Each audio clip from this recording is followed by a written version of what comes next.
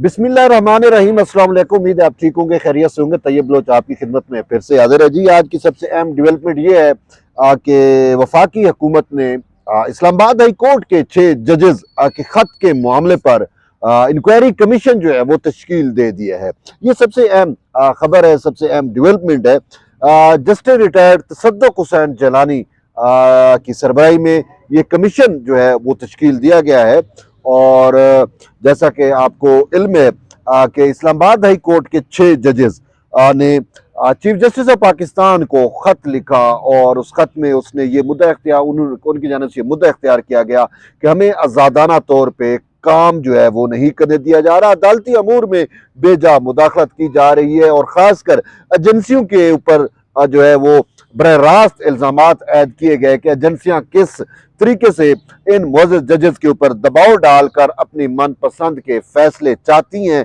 और इस सवाल से यहाँ तक की मिसालें दी गई है कि अगर एजेंसियों के कहने के ऊपर फैसले नहीं दिए जाते तो फिर वो करीबी अजीज रिश्तेदारों के जरिए थ्रेट किया जाता है। और यहाँ तक कि एक जज साहब ने यहाँ तक भी कहा कि मेरे जो बहनोई हैं उनको जो है वो उठा भी लिया गया। लेकिन इस हवाले से उन्होंने वो सबूत नहीं दिए कि कोई FIR वगैरह का जिक्र नहीं है। बहरहाल यानी कहने का मतलब ये है कि इस तरह के इल्जामात लगाए गए हैं और 6 जजेस ने कि 10 खत है उस पे तो खत के ऊपर।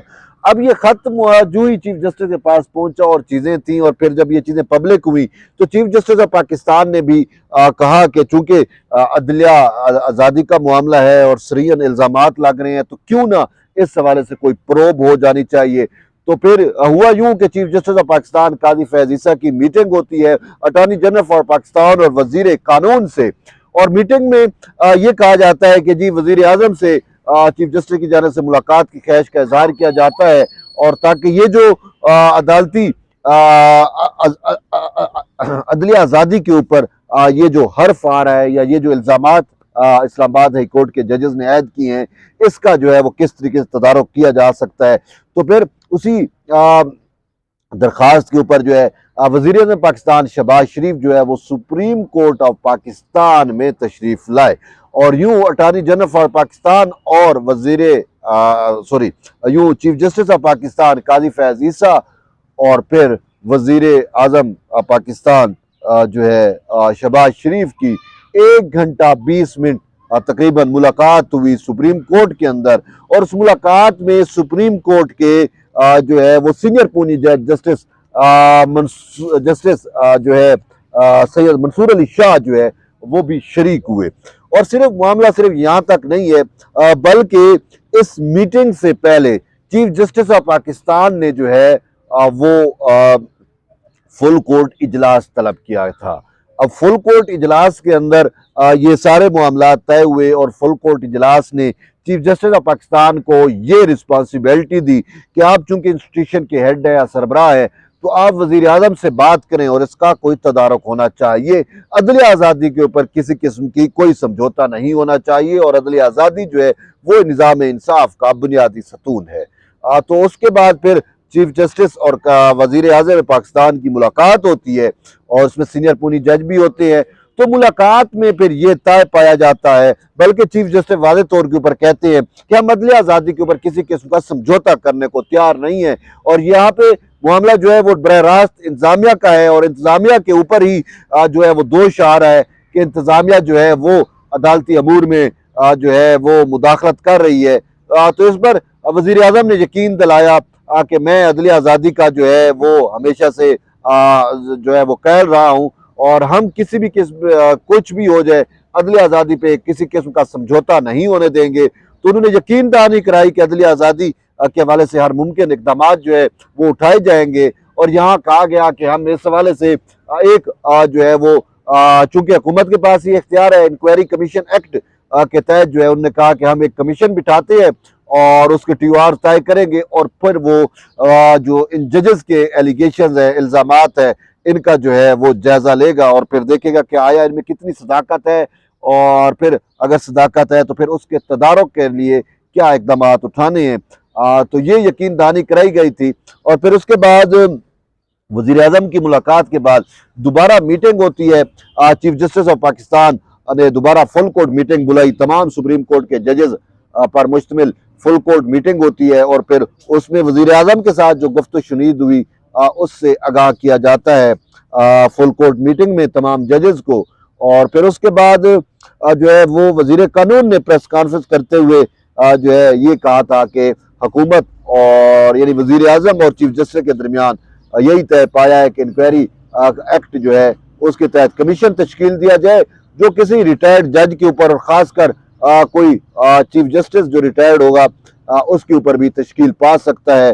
तो बहरहाल अब ये सबसे अहम डेवलपमेंट जो है वो यही आ रही है कि साबिक चीफ जस्टिस तसद्दुक हुसैन जिलानी की क़यादत में जो है वो अब एक रुकनी कमीशन तश्कील दिया गया है और ये कमीशन जो है वो जजेस के जानिब से जो खत लिखा गया, जो इल्ज़ामात लगाए गए हैं, वो इन इल्ज़ामात को प्रोब करेगा और फिर उसके बाद अपनी रिपोर्ट देगा। तो बहरहाल कमीशन के TORs क्या है, यानी कमीशन का तरीकाकार क्या है, कमीशन का मैंडेट क्या है, कमीशन किस तरीके से काम करेगा, वो TORs जो है वो अभी तक पब्लिक नहीं हो सके लेकिन बन चुके हैं। जैसे वजीर कानून ने कहा था कि अटॉर्नी जनरल फॉर पाकिस्तान और मैं यानी कि खुद वजीर कानून हमारी ये जिम्मेदारी लगाई गई है कि हमने TORs बनाने हैं।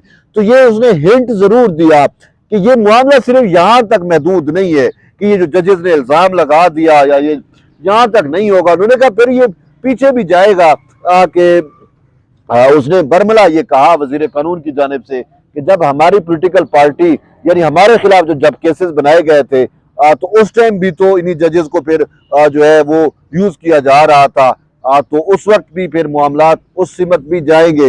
यानी आसिफ अली जरदारी के खिलाफ जब केसेस थे, नवाज शरीफ के खिलाफ जब केसेस थे, तो फिर इन जजेस के अब जो बकौल ये कह रहे हैं जी हमारे ज़मीर जाग गए हैं, तो उस वक्त इनके ज़मीर क्यों नहीं जागे थे? उस वक्त जब ये आसिफ अली जरदारी की दरख्वास्त जमानत को मुस्तरद कर रहे थे, जब ये नवाज शरीफ के दरख्वास्त जमानत को मुस्तरद करके उनको जेलों में डाल रहे थे, उस टाइम इनके जमीरों के ऊपर क्यों कोई बोझ नहीं था?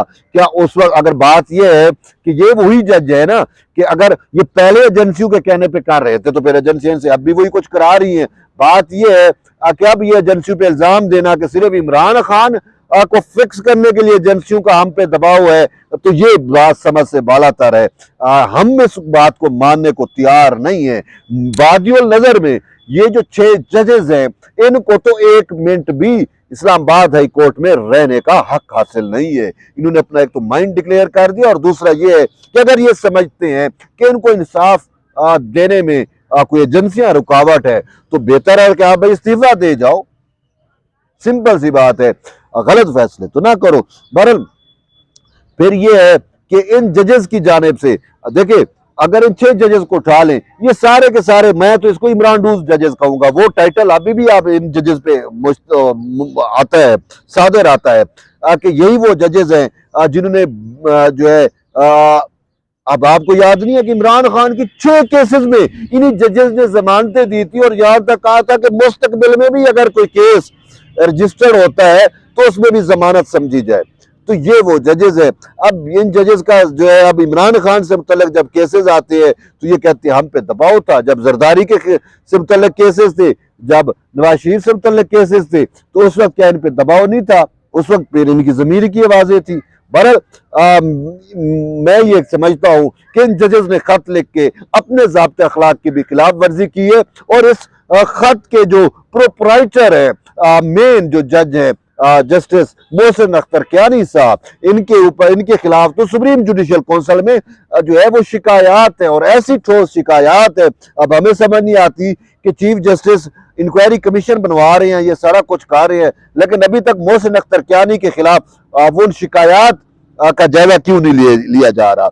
अगर वो शिकायत का जायजा ले लिया जाए, ये वो शख्स है जिसने अपनी इख्तियारात का गलत इस्तेमाल किया और अपने ही जो है चैम्बर फेलोज वकीलों को के सारे केसेस अपने पास लगाते रहे, उनको जिस तरीके से मालो माल किया, जिस तरीके से इसने प्रॉपर्टियां बनाई और ये सारा कुछ, ये सब कुछ उन रेफरेंसेस में मौजूद है, उन शिकायत में मौजूद है जो सुप्रीम जुडिशल काउंसिल में मौजूद है। तब यही है कि सुप्रीम जुडिशल काउंसिल को भी चाहिए कि वो उस मामले को जरूर देखे। तो बहरहाल देखते हैं कि अब ये मामला किस सिमत जाता है। लेकिन तहरीक इंसाफ जो है उसको खेलने का जरूर मौका मिला है और वो ये कहती है जी हमें ये कमीशन कबूल नहीं है। भाई आप कौन होते हो खाम खा, आप कौन होते हो कि जी हमें ये कमीशन कबूल नहीं है, आप कबूल करो या ना करो। बहरहाल मामलात अब जिस सिमत जाएंगे वो तो जसरत तसद्दुक़ हुसैन जिलानी का ये जो कमीशन बैठा हुआ है इसके TORs देख के और फिर इसकी वर्किंग देख के ही मामलात सामने आ सकेंगे। तो बहरहाल ये एक अहम डेवलपमेंट थी जो पाकिस्तान के कौमी मंजरनामे से जुड़ी हुई थी, मैंने कहा आप तक शेयर कर दें। तो एट दी एंड यही है कि जुड़े रहिए तैयब बलोच के साथ। मिलते हैं एक नई वीडियो में, तब तक के लिए इजाजत दें। अल्लाह हाफिज।